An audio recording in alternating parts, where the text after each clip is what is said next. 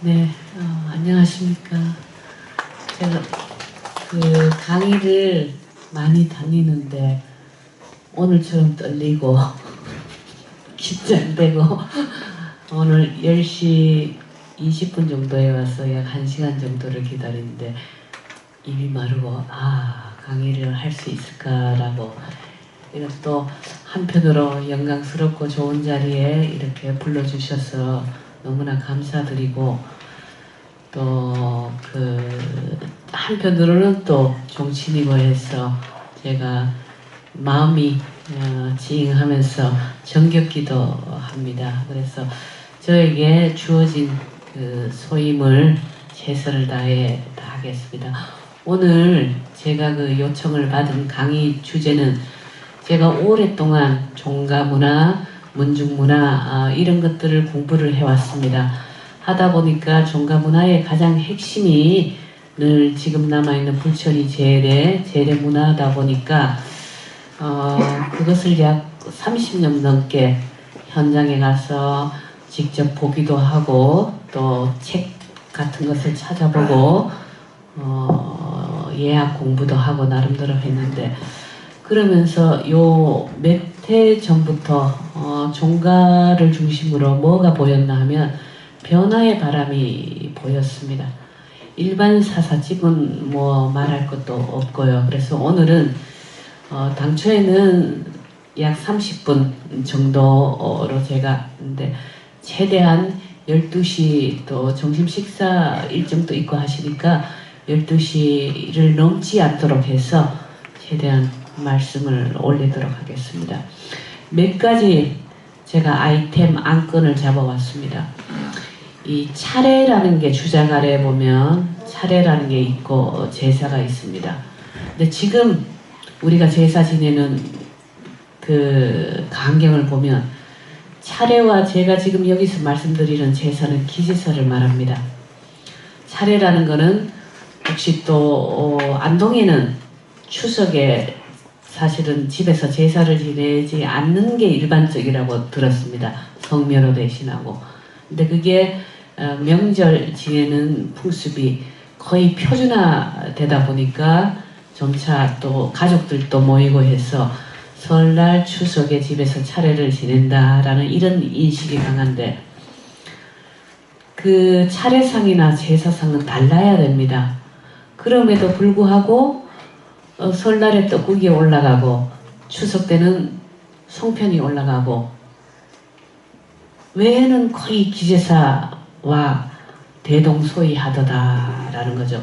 그러다 보니까 또 집에서는 명절병이라는 게 생기기도 했어요. 명절이니까 다른 음식들도 해야 되고 제사도 해야 되고, 그래서 이게 옳은가라는 데 의문을 갖고 제가 가래라든지 여러 보증을 하기 위해서 책들을 찾아봤습니다. 일단은 주자가래에 보면은 주자가래에는 음력 1월 1일에 뭘 하느냐 하면 정월 초하루죠. 사당에서 향을 피우고 차를 올리는 걸로 끝이 납니다. 제사라는 용어는 원문에도 그렇고 어디에도 없습니다. 고한다라고 그래요.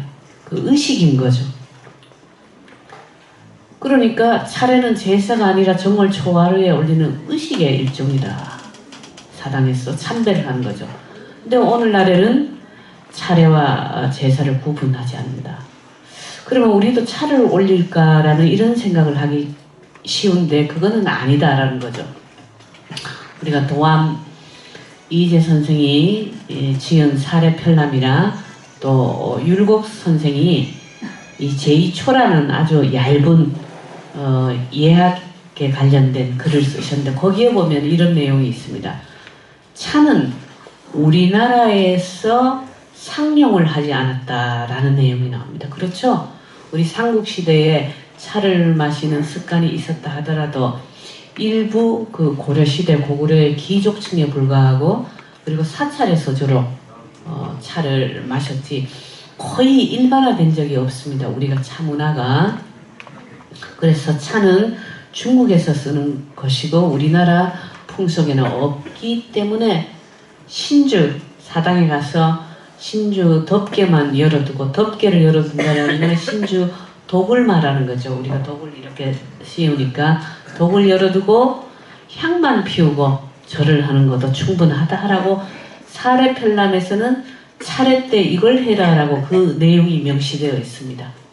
그런데 우리가 제사라는 거는, 제가 제사 현장에 가면 주자가래가 등장도 하고, 때기는 태계 선생이 이렇게 말씀하셨다, 때로는 정재 선생이 이렇게 말씀하셨다, 때로는 저기 양동의 해제 선생이 이렇게 말씀하셨다, 이런 각종 주자가래뿐만 아니라 각종 우리 유학자들의 예설이 이렇게 동원이 되는데, 그럼에도 불구하고 차례에 있어서는 주자가래라든지 이런 것들을 무시를 하고 지금 진행되고 있다라는 거죠.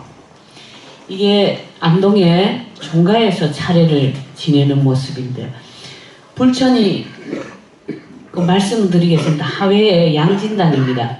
양진당 차례 모습인데, 양진당의 불천이 재래상하고 엄청 당연히 다르죠.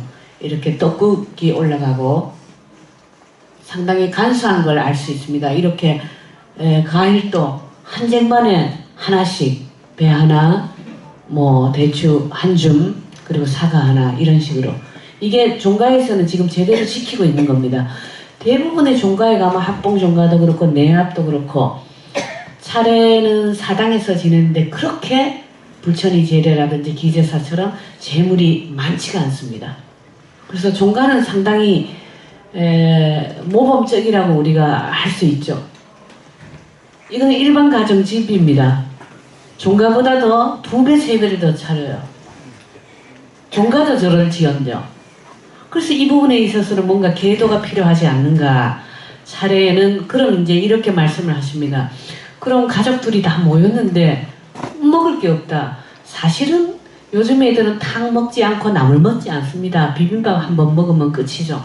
그래서 제사 음식과 또 가족들이 모였을 때 명절 음식과는 다르기 때문에 이 부분에 있어서는 우리가 앞으로 우리 전통문화, 재래문화를 계승하는 데 있어서 조금 고민을 할 필요가 있지 않은가.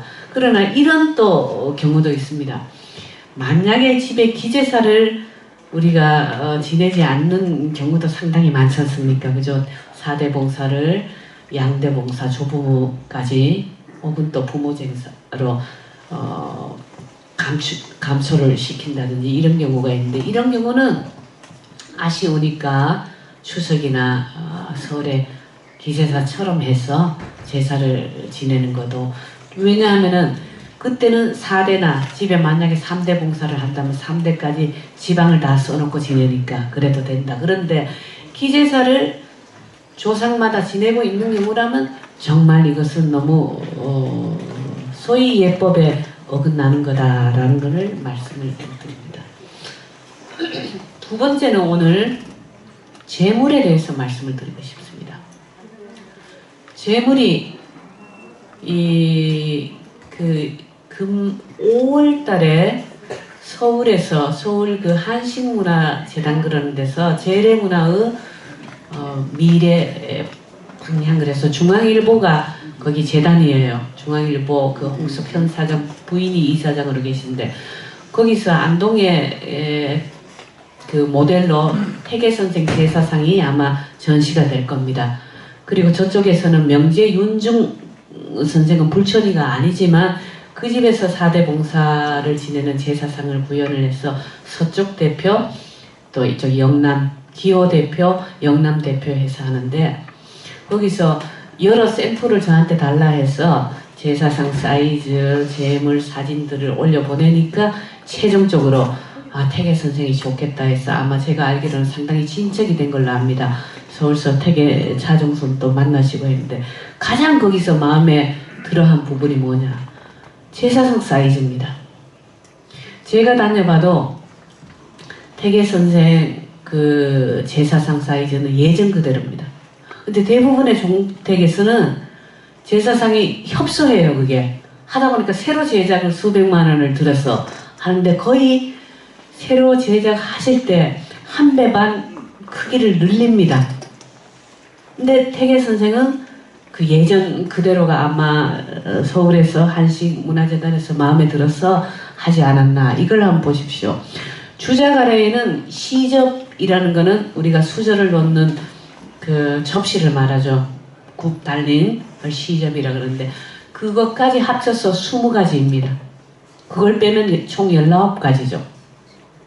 재물이. 물론 여기에는 주작 아래에 올려라고 된 초접시, 그건 식초를 말하죠. 그 다음에 간장, 장류 찍어 먹는 거죠.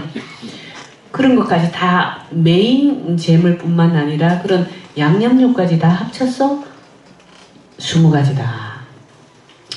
앞에 제일 우리가 5열, 주작 아래로 하면 4열이죠. 제일 앞줄에 있는 가실은 6가지예요. 줄은 4열이다. 이거 그림으로 그리면 이제 이렇게 되는 겁니다. 그림으로 그리면 20가지 과일. 우리 이거는 이제 조선의 유학자가 1800년대니까 19세기에 쓴 사례 펴려면은 오히려 과일이 4가지로 더 줄어요. 4가지밖에 안 돼. 더 약속.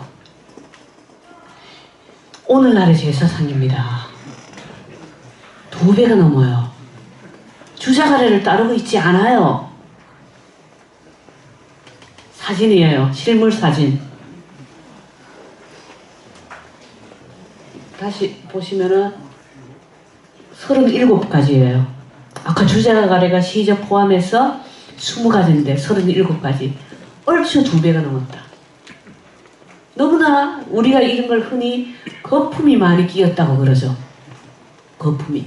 그래서 흔히 저한테 전화도 문의도 많이 오고 옵니다. 김 박사, 우리가 너무 좀 제사를 요즘 재래문화 제사를 간소화한다 그러면 전부 이제 변화를 추구할 때 거의 줄이는 걸로, 그죠? 비위 제사를 없앤다든지 4대를 뭐 3대까지 또 2대까지 이렇게 줄인다든지, 그 다음에 또 하나가 재물을 좀 우리 줄이자. 떡도 뭐 많이 하던 걸, 한 말 하던 걸 한 대로 하자, 2대로 하자. 재간 또 많이 없는데 라고 이런 식으로 이제 줄여가는데 마음이 편치 않다라고 어르신들이 늘 고민을 말씀하십니다. 미편하다라고 하죠. 늘 뭔가 내 손에서 이렇게 줄여나간다는 게. 그래서 그럴 때마다 저는 말씀드립니다. 어르신, 그러실 필요가 없습니다. 그게 있던 거에서 간소화하는 게 아니라 원래대로 돌아가는 거다. 우리가 원래의 예학 공부를 하고 예서 공부를 하고 있으면서도 주작 아래 한 페이지만 넘겨보면 주작 아래에 다시 돌아갔어요. 주작 아래에 이 그림이 나와 있습니다. 진설도가. 조금만 유심히 살펴보면 내가 내 손으로 37가지의 재물을 반으로 줄이려고 하는데 이 참 고민스럽고 마음이 편치 않아다라는 그런 고민을 하실 필요가 없습니다. 원래대로 오히려 돌아가는 거다라고 이렇게 말씀을 드리죠. 그래서 이 부분도 앞으로 우리가 재물이 이대로 과연 타당한가라는 것을 우리가 변화를 모색할 때 고민할 필요가 있다라는 겁니다. 이게 아까 말씀드린 현재 태계 선생 제사상이에요. 재물. 딱 봐도 사이즈가 다르죠. 일반 안동의 종가의 제사상입니다. 태계 선생입니다. 사이즈가 반밖에 안 돼요. 그래서 저는 개인적으로 이렇게 생각합니다. 이게 바로 선비의 제사상이고 선비의 밥상이다. 그죠? 제가 뭐 태계 선생을 칭송하고 이런 게 아니라 저는 늘 그런 데 대한 저는 또 의성인가지만은 그런 게 없이 객관적으로 말씀드리는데 바람직하지 않나라는 20가지가 넘지 않죠. 그죠? 그래서 이런 것들을 우리가 눈여겨보자. 이게 이제 축약된 현대식 제사상 성균관에서 제시를 한 겁니다. 이렇게 지내도 무방하다라는 참고로 그냥 보여드린 거. 그 다음에는 한 가지는 우리가 변화하고는 그렇지만 기제사에는 원래 음복을 하지 않는다라는 걸 모르시는 분들이 많으신 것 같아요. 기제사는요, 제사가 아니고 초상의 연속입니다. 그래서 예전에는 부모의 기제사를 지내고 곡을 했습니다. 그래서 어렸을 때 시골에서 살다 보면 뭔가 곡소리가 밤에 새벽에 나는 경우가 들어있죠. 아, 저 집 오늘 친기가 들은 모양이다 그러죠. 부모님 제사를 우리가 친기 들었다 그러죠. 그래서 곡을 하도록 그것도 주자가래에 있다라는 겁니다. 근데 주자가래에 보면은요, 제사 설명을 하고 가장 마지막에 글자가 두 가지가 나옵니다.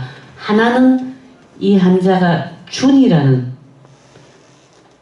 먹을 준, 음식 준이라는 겁니다. 준. 이게 뭐냐면은 음식을 나누어 먹는다는 음복이라는 의미입니다. 뭐 사시제를 지내고 준으로 마무리한다.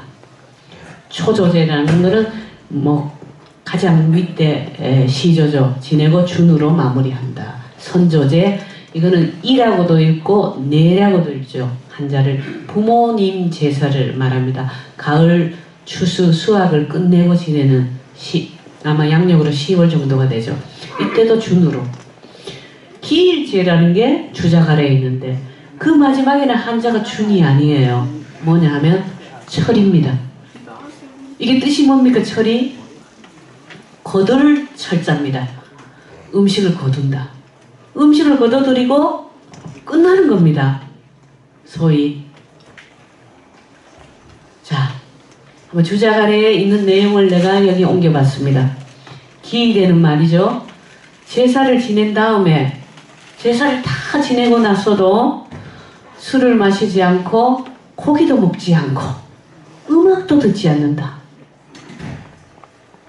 경건하게 제사를 지내기 전에는 우리가 제계를 한다 해서 조금 이런 거를 지키는데 제사를 지내고 나면 그때부터 너무나 그러한 긴장이라든지 그런 것들이 풀어지더라. 근데 그게 아니라는 거죠. 참건과 소복과 소대, 이거는 예전에 유학자가 기제사를 지낼 때의 제복이죠. 그걸 그대로 지내고 밤에는 바깥채에서 잔다라는 거는 안채로 들어가지 않는다라는 것을 이렇게 표현하는 거죠. 사례펠람에는 어떻게 되어 있냐 하면은 옛날에는 기일에 제사가 없었고 그 제사를 하지 않고 죽을 때까지 상만 행했다. 그 이게 뭐냐면은 기일에 지내는 제사는 죄가 아니다 상의 연속이다라는 거죠. 이제 송나라 때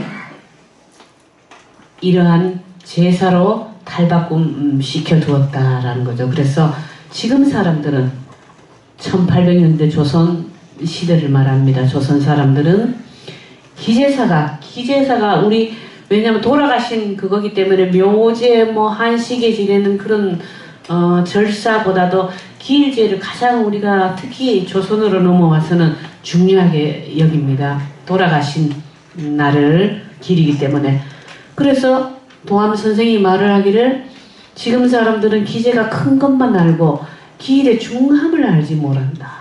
수응이라는 것은 뭐냐 하면은 사람을 만나고 먹고 이러한 행동을 말하는 거예요. 그러한 것을 절제하고 슬픔을 충분히 표하고 병고를 나타내면서 이 날을 맞춰야 한다라는 거죠.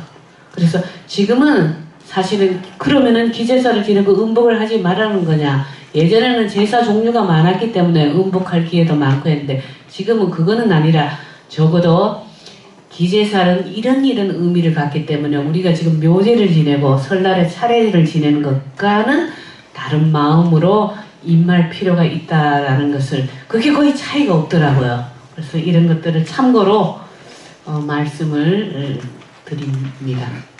오늘 넘어가고요. 음복 모습이고 그 다음에 아까 나왔는데 사대봉사 다녀보니까 종가도 그렇고 사대봉사를 제가 이따 표로 말씀드리지만 경북에 종가가 130여 종가가 있는데 60% 종가가 사대봉사를 변화를 줬어요. 중저부모까지. 종가에서 국학진흥원에서 조사를 하니까 아니면 조부모까지 변화를 줬더라. 그런데 우리 지금 4천만입니까? 5천만입니까? 남한 5천만. 5천만 우리 대한민국 사람들이 4대 봉사가 진실인 줄 아는데 이건 아닙니다. 4대 봉사가 한 적이 없어요. 경국대전이라고 조선시대 법전이 있습니다. 지금은 민법에 재산상속이라든지 또 호주 승계를 할 때 제사를 누구에게 물려주고 여기에 대해서는 민법에 나와 있지만은 친족법에 제사를 몇 대까지 지내라 이런 건 없어요. 그러나 조선시대에 경국대전이라는 법전에는 그게 나와 있습니다. 한번 볼까요? 문무간, 무간 6품 이상은 부모, 조부모, 증조부모 3대 이게 최고입니다. 3대 봉사만 하고 7품 이하 벼슬 하는 사람은 부모, 조부모 2대 이러한 것을 양대봉사라고 하죠. 양대봉사를 하고 벼슬 길에 나가지 않은 그러니까 뭐 본인뿐만 아니라 집에서 우리가 3대까지 4대까지 그걸 벼슬을 하는 집이냐 어떠냐 이런 것들 보죠. 그러한 일반 백성 서민은 부모만을 단지 부모만을 제사한다라고 경국대전에 이렇게 명시가 되어 있습니다. 경국대전이 1485년 성종 시절에 이루어졌죠. 그러나 이걸 둘러싸고 당연히 뭡니까? 찬반 논란이 끊임없이 벌어졌습니다. 왜냐하면은 특히 영남 남인들이 4대 봉사를 강력히 주장을 했습니다. 해제 선생이라든지 대개 선생도 그렇고 그 이유가 주자가래를 보면 감실이 4개가 있다. 고조까지 여기에 근거해서 4대 봉사 해야 되고 우리가 상을 당하면 유복친 그런 게 있죠. 유복친 그러니까 유복이냐 무복이냐 그러잖아요. 복을 입을 상복을 입을 의무가 있는 친족을 우리가 동고조 8촌 그럽니다. 그게 윗대로는 고조까지고 그 고조 같은 고조에서 뻗어나간 친족 최대 범위가 8촌이에요. 8촌이 그 이상이 되면은 예를 들어가 내하고 뭐 9촌 아재가 돌아가셨는데 문상은 갈 수 있지만은 복의 의무는 없는다. 그러나 8촌은 무조건 가서 처음부터 끝까지 물론 상복의 종류는 다르죠. 띠만 한다든지 여성의 경우에는 이 대만 한다든지 이런 친족 관계에 따라서 다릅니다. 그러나 일단 유복친이다. 유복친족의 범위가 고조 4대까지다. 그러니까 4대 봉사를 해야 된다. 이런 주장을 했죠. 그래서 세종 시절입니다. 그게. 그러나 찬반 무신에게 투표를 했습니다. 찬반. 결국에는 4대 봉사를 반대하는 파가 많았어. 성사를 시키지 못하고 이후에 경국대전에 지금도 그렇고 이후에 바뀐 적이 없이 내려왔는데 그럼 어떻게 법을 뛰어넘고 4대 봉사가 전 조선의 평준화가 되었는가? 그게 바로 뭐냐면 습관이 무서운 겁니다. 지금요 아마 제 기억으로 1997년에 같은 성, 같은 본 예를 들어 제가 의성김하고 지금 결혼할 수 있습니까? 없습니까? 회장님 없습니까? 회장님 그렇죠. 법에는 있습니다. 1999년에 헌법재판소에서 위헌 판결을 받았습니다. 개인의 혼인이라든지 이런 거는 개인의 사생활 침해라고 해서 법으로는 예전에는 동성동본 금혼 제도가 있었습니다. 법에. 그래서 제가 의성김하고 혼인을 하면은 일단은 혼인신고를 할 수가 없고요. 사실혼을 할 수 있겠죠. 제가 같이 사는 동거 정도는. 제가 낳은 아이를 출생신고를 못하니까 사생아가 돼서 뭐 우리 오빠한테 올리든 남동생 그런 게 많았습니다. 예전에. 그러다가 몇 년에 한 번씩 확 풀어주는 제도가 또 있고 그랬죠. 근데 지금은 걱정 없이 합니다. 그럼에도 불구하고 저는 할 수가 없죠. 여기 회장님 말씀처럼 간섭적으로 집안에서 용납이 안 되는 겁니다. 그러니까 이런 풍습은 법이 중요한 게 아니에요. 법에 4대 봉사가 아니라 6품 이상만 3대 봉사를 하고 벼슬 7품 이하는 조부모까지, 벼슬길에 나가지 않은 일반 서민은 부모 제사만 지내면 족하다라고 해도 이걸 띄워놓는 게 바로 간습법인 겁니다. 그래서 4대 봉사가 점차 언제부터냐 하면은 18세기, 19세기를 지나면서 성리학이 꽃을 피우죠. 우리가 최대 성리학이 꽃을 피우는 게 1700년대, 1800년대입니다. 그때 모든 족보 문화라든지 뭐 예전에는 외손봉사도 많았어요. 처가살이도 많았고 그런 것들이 남성 중심, 부계 중심으로 자리를 잡아가면서 4대 봉사도 더불어 그렇게 자리를 잡아갔다라는. 그래서 이 부분도 왜 말씀을 드리냐면은 4대 봉사를 증조부모까지 3대 봉사로 축소를 하고 싶다. 조부모까지 양대 봉사로 하고 싶다. 내 손으로 조상께 죄를 지은 것 같다. 미편하다. 라고 고민을 하고 계신다면 이것도 원래의 자리로 되돌아 놓는 거다라는, 크게 제 의식이나 죄책감을 가질 필요가 없다라는 이런 말씀을 드리는 거죠. 지금 마지막으로 정리를 하겠습니다. 제가 재래문화를 조사를 하면서 보니까 조상제사 지금 가장 많은 변화가 방금 말씀드린 3대 봉사, 조부모까지 양대 봉사가 어디까지는 일본 종가에 나타나는 현상입니다. 그러니까 일반 사사집은 이것보다 더 변화를 가해도 되는 겁니다. 사실은 보는 눈이 많은 종가에 대한 재래문화니까. 향사자라 그러죠. 제사를 지내는 사람을 봉사자라 그러고 받드는 사람을 향사자라 그러는데 향사 대수 축소가 가장 많더라라는 거고요. 그 다음에는 할머니 할아버지가 제사가 있으면 할머니 제사를 생략을 합니다. 할아버지 제사 때 함께 오셔서 드셔라라는 거죠. 그러면은 1년에 우리가 2번 지내는 걸 1번 지내고, 더더욱 있어요. 할머니가 2번인 경우도 있잖아요. 사별하시고. 그럼 3번 지내는 걸 1번으로 하고 해서 이런 경우도 상당히 많습니다. 그 다음에는 이것을 합설이라고 그러죠. 합설로 변화. 물론 합설에는 저런 것도 있습니다.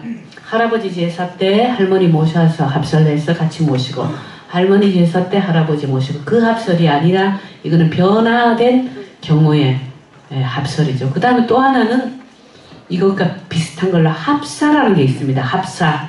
뭐냐면은 집안에 있는 제사를 통틀어서 10월 첫째 주 토요일에 한 번으로 종가에서 있습니다. 네. 어떤 이제 모종가예요. 불천이 종가입니다. 불천이를 모시고 있는. 불천이 제례에도 6명이 와요. 지금은 다르죠. 옛날하고 많이 의식도 달라지고 가치관도 달라지고 또 사는 형편도 달라질 거예요. 직장 생활을 하고 평일에 제사가 있는데 제사 지낸다고 예전에 조선시대 유학자들처럼 벼슬나들처럼 내일이 부모 기제사다 그러면 휴가를 줬어요. 지금은 매일이 삼성 다니는데 내일 우리 할아버지 제사에서 연간에 뭐 아마 한 일주일 때 가면 책상이 없어질 겁니다. 이런 이제 상황이 왔습니다. 그죠? 이런 상황이. 그런데 이제 그 종가에서도 고민을 하다가 변화를 모색을 했죠. 하니까 정말 재간이 100명 가까이 주말에, 특히 특징이 젊은 사람들, 어린 사람들을 동반하는 가족 동반이 많더라.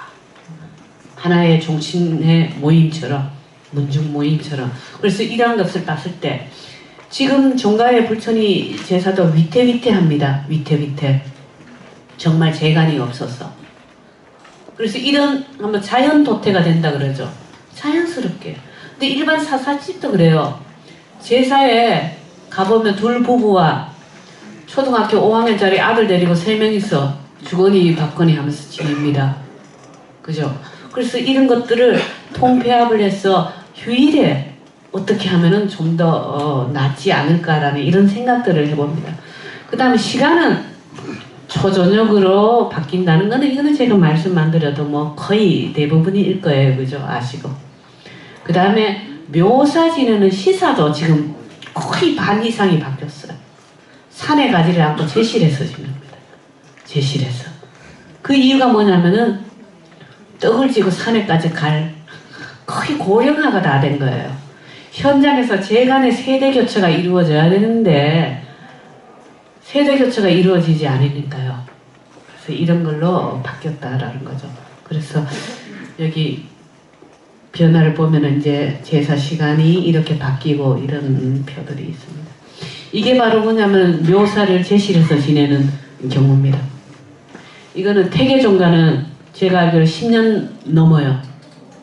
이게 추월 한수정입니다. 추월 한수정에서 묘사를 현재 지내고 있어요.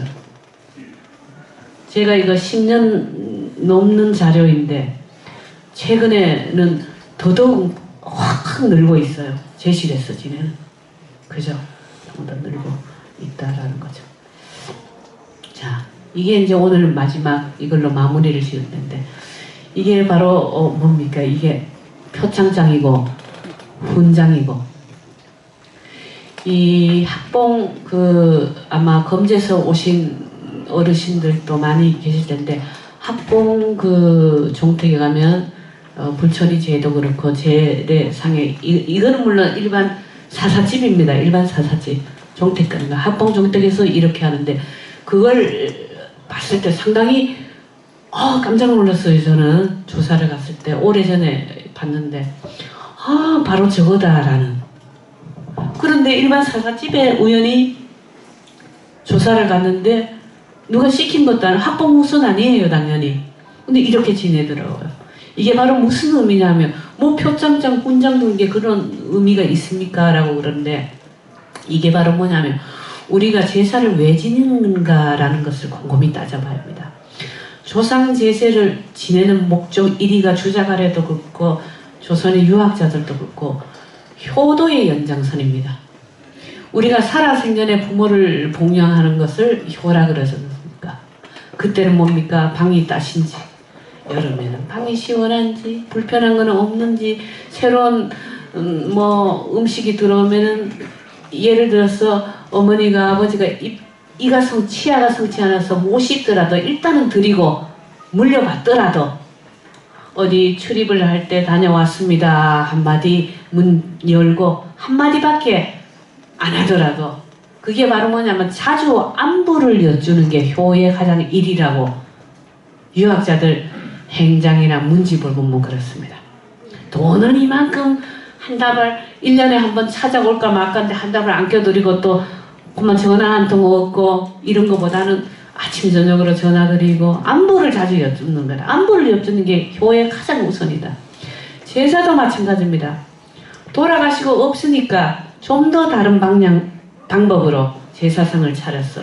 안부를 여쭈는데 이 제사 지내는 게 통 충문 이슬이 내리고 청작소수해서 올리니까 의미도 모르는 뜻도 모르는 이런 충문을 되뇌이는 것보다는 뭐 충문을 한글로 이렇게 쓰자라고 이런 얘기들은 많이 했습니다. 그죠? 사실은 그것도 중요하지만은 1년간 있었던 누가 승진을 해서 또 막내 증손자가 이 제주의 증손자가 뭐 상을 받았어. 표창장을 받았어. 사시에 합격을 했어. 공무원 시험 9급에 합격을 했어. 이런 것들을 다 알려주는 겁니다.